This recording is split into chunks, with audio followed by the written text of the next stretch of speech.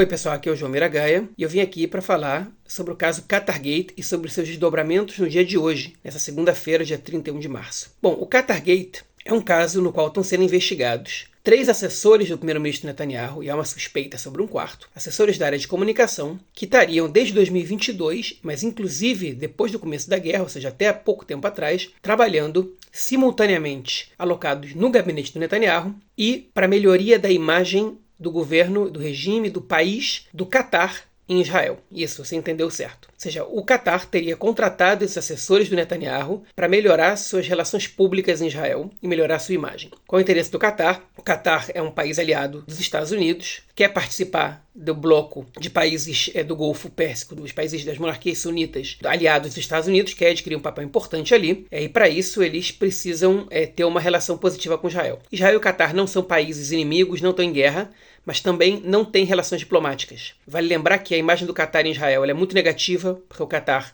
dá asilo à liderança do Hamas. O Catar financiou o Hamas por muitos anos, inclusive com consentimento do governo israelense, e o Catar também é o país proprietário da emissora Al Jazeera, que inclusive está proibida de trabalhar em Israel, justamente por uma acusação feita pelo governo de que a Al Jazeera dá uma cobertura tendenciosa pró-Hamas e falta com a verdade. Então vocês podem imaginar que a imagem do Catar no país não é muito boa, e a estratégia do regime do Catar, da monarquia qatari, foi contratar assessores do Netanyahu, aparentemente, para trabalhar em prol da sua imagem, para tornar mais positiva a sua imagem na sociedade israelense. Nessa manhã, foram presos 2 assessores do Netanyahu, ou ex-assessores no caso, o Eli Fedenstein e o Yonatan Lurich, estão sendo interrogados até agora, vão provavelmente passar a noite na prisão e amanhã a polícia vai pedir a prorrogação da sua prisão temporária, preventiva, para que eles possam ser interrogados, porque a gente tem evidências bem concretas de que ambos estavam totalmente ligados ao regime do Catar e realmente trabalhavam para o regime do Catar. No caso do Eli Fedenstein, inclusive, existe um testemunho de um lobista do Catar que alega ter pago para o Eli Fedenstein para que ele fizesse esse trabalho,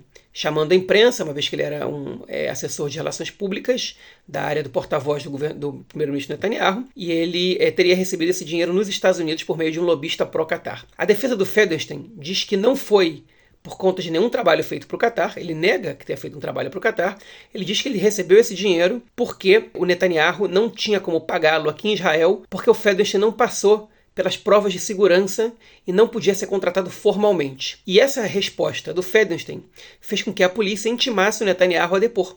Sim, o primeiro-ministro Netanyahu foi depor hoje na polícia sobre o caso do Qatargate. Essa foi a bomba do dia. Netanyahu não é acusado formalmente de nada. Se vai ser, a gente não sabe. A princípio ele foi somente para esclarecer algumas questões envolvendo seus assessores.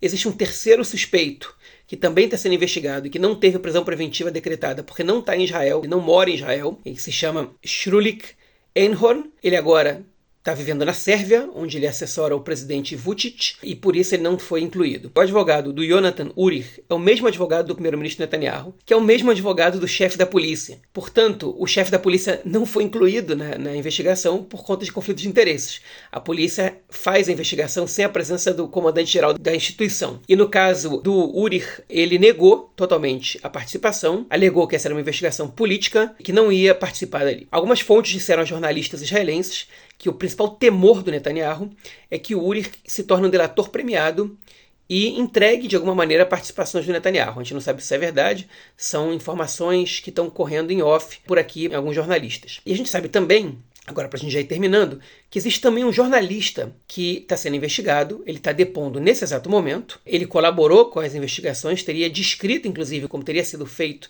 esse trabalho dos assessores do Netanyahu pró-Catar, mas o seu nome ainda não foi revelado. Um jornalista, segundo as principais emissoras de televisão, segundo o Canal 12, segundo o Canal 13 e o jornal Haaretz, próximo ao Netanyahu. A gente não sabe como isso vai se desdobrar a futuro. Alguns alegam que o Netanyahu quer demitir o chefe do Shin Bet justamente para interromper essas investigações. O Netanyahu alega o contrário, diz que essa investigação é política, que foi aberta somente para que o chefe do Shin Bet não fosse demitido, mas o que acontece atualmente é que as evidências vão se tornando cada vez mais claras. A participação do Netanyahu ainda não é confirmada por nenhuma evidência, mas ele tem pelo menos 3 assessores com fortes indícios de estarem realizando um trabalho que envolve conflito de interesses, contato com agentes estrangeiros, lavagem de dinheiro e possível violação à segurança nacional. Vamos acompanhar esse caso bem de perto e trazer atualizações para vocês depois desse dia bombástico aqui. Um abraço e até a próxima.